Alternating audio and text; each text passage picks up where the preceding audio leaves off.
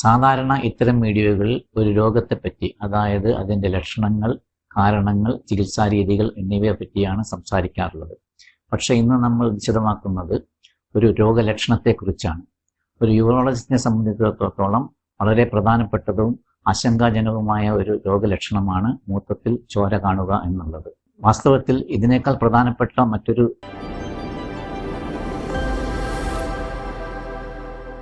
ഞാൻ doctor Abdul Aziz, Kozhikode baby memorial ഹോസ്പിറ്റലിലെ യൂറോളജിസ്റ്റാണ്. സാധാരണ ഇത്തരം വീഡിയോകളിൽ ഒരു രോഗത്തെപ്പറ്റി, അതായത് അതിൻ്റെ ലക്ഷണങ്ങൾ, കാരണങ്ങൾ, ചികിത്സാരീതികൾ എന്നിവയെ പറ്റിയാണ് സംസാരിക്കാറുള്ളത്. പക്ഷേ ഇന്ന് നമ്മൾ വിശദമാക്കുന്നത് ഒരു രോഗലക്ഷണത്തെക്കുറിച്ചാണ്. ഒരു യൂറോളജിസ്റ്റിനെ സംബന്ധിച്ചിടത്തോളം വളരെ പ്രധാനപ്പെട്ടതും ആശങ്കാജനകവുമായ ഒരു രോഗലക്ഷണമാണ് മൂത്രത്തിൽ ചോര കാണുക എന്നുള്ളത്. വാസ്തവത്തിൽ ഇതിനേക്കാൾ പ്രധാനപ്പെട്ട മറ്റൊരു രോഗലക്ഷണം യൂറോളജിയിൽ ഇല്ല തന്നെ.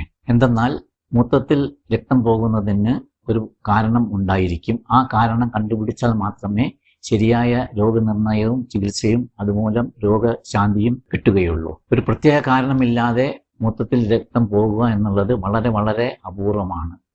അത്തരം കേസുകൾ നമ്മൾ പറയുന്നത് ടെസ്റ്റുകൾ ചെയ്തതിന് ശേഷം മറ്റു രോഗങ്ങളില്ല എന്ന് ഉറപ്പുവരുത്തിയതിന് ശേഷം മാത്രമാണ്.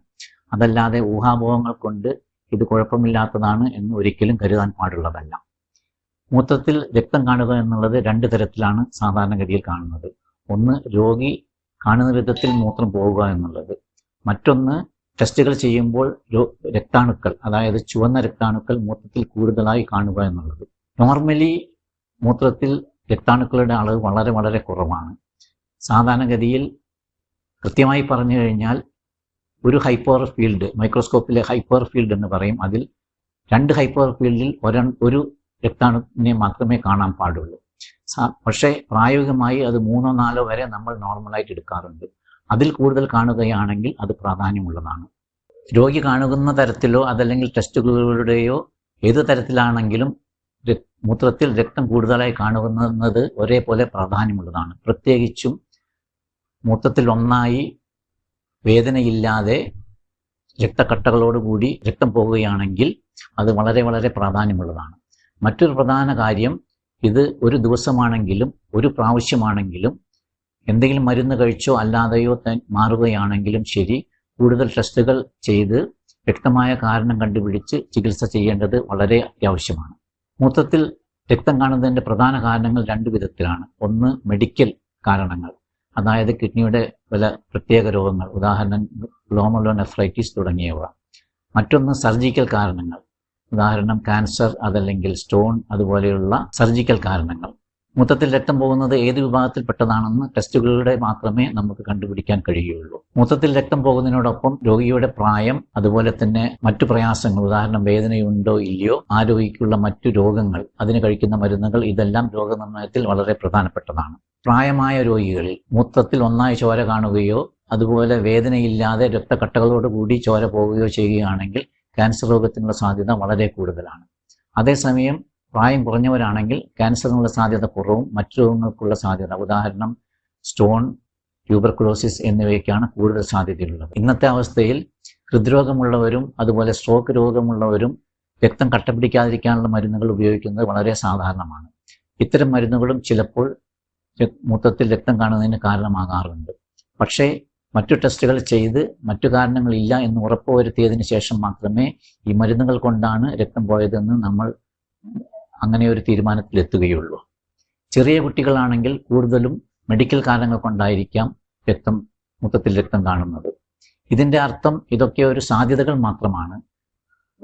പ്രായമായവരിലെല്ലാം ക്യാൻസർ ആണെന്നോ അതല്ല ചെറുപ്പക്കാരിലോ കുട്ടികളിലോ ക്യാൻസർ വരില്ല എന്നോ ഇതിനർത്ഥമില്ല. അതുകൊണ്ട് തന്നെയാണ് കൂടുതൽ ടെസ്റ്റുകൾ ചെയ്യേണ്ടതും രോഗം വ്യക്തമായി കണ്ടുപിടിക്കേണ്ടതിൻ്റെ ആവശ്യം. മാത്രമല്ല, ഏതൊരു രോഗവും വളരെ നേരത്തെ കണ്ടുപിടിക്കുകയാണെങ്കിൽ ചികിത്സ വളരെ എളുപ്പവും ഫലപ്രദവും ചിലവ് കുറഞ്ഞതുമായിരിക്കും. അതേസമയം കൂടുതൽ നേരം വൈകി അത് രോഗം മൂർച്ഛിച്ചതിന് ശേഷം കണ്ടുപിടിക്കുകയാണെങ്കിൽ ചികിത്സ കൂടുതൽ സങ്കീർണവും ഫലപ്രാപ്തി കുറവും കൂടുതൽ ചെലവേറിയതും ആകും.